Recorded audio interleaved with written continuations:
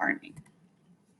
History of the model. The creator of Gagne's conditions of learning was Robert Gagne himself, 1916 to 2002.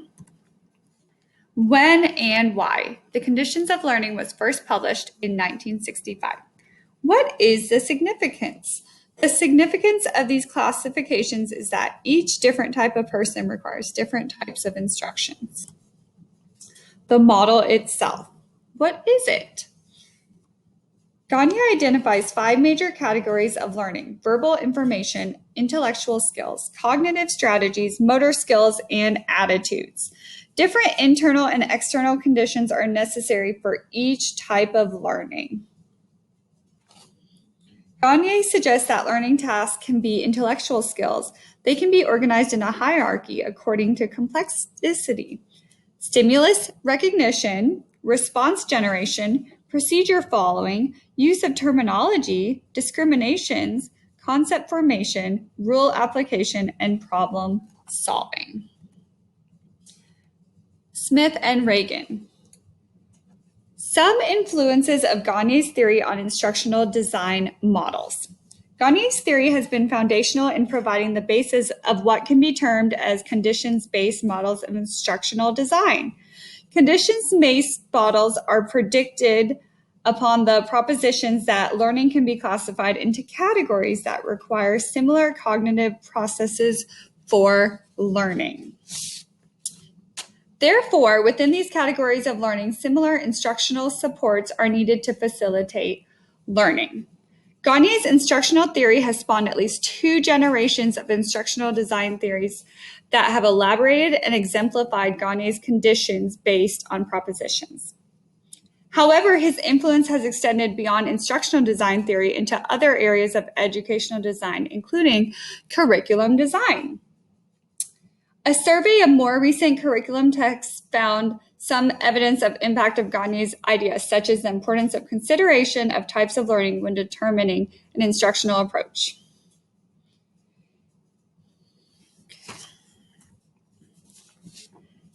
Applying Gagne's 9-step model to any training program is the single best way to ensure an effective learning program, is what Cruz states. A multimedia program that is filled with glitz or that provides unlimited access to web-based documents is no substitute for sound instructional design. While those types of programs might entertain or be valuable as references, they will not maximize the effectiveness of information processing, and learning will not occur. Effective training programs have a performance focus, incorporating design and media that facilitate retention and transfer to the job. The repetition of learning concepts is a tried and true meaning of aiding retention, although usually not liked by students. For example, having students repeatedly learn their spelling words over and over again. That is important because that is helpful for them to learn their spelling words. It depends on how we teach students those spelling words over and over again. The model itself. So I have them listed over here on the instructional event side 1 through 9. And then this side has the internal mental process as well. I'm going to kind of break up the instructional event side. 1, you must gain the attention of students and reel them in. 2, you must have a list of goals, also referred to as objectives. In my school, we call them learning targets. 3, you must associate prior knowledge with the new knowledge that they are being given. 4, content should be presented, usually in chunks and over time. Oops, sorry, not ready yet. 5, next, guidance strategies should be given out. For example, non-examples. 6, students should then be given the chance to practice the new item. 7, there should then be feedback given to the student from the teacher in a non-formative way, so this should not be a test or a quiz. 8, students should then be assessed in different forms. And then 9, students need to be kept teaching the same thing over and over again through time, otherwise they will forget what they learned. So for example, if I am teaching about verbs, I need to constantly bring up verbs throughout the rest of the school year. So this was another example of Gagne's 9 steps of instructions, and these had pictures as well. So I thought that this was helpful for a visual aspect as well. The practical way. This is my example of Gagne's theory in my own work. So first, the lesson would be writing an opinion essay in my first grade classroom. I always like to set up a situation for our writing lesson, so that goes directly with share a situation. For example, we wrote about should the school cafe serve bugs? I made it as if it was for sure going to happen and they had to agree or disagree. Then I would let the principal see their essay.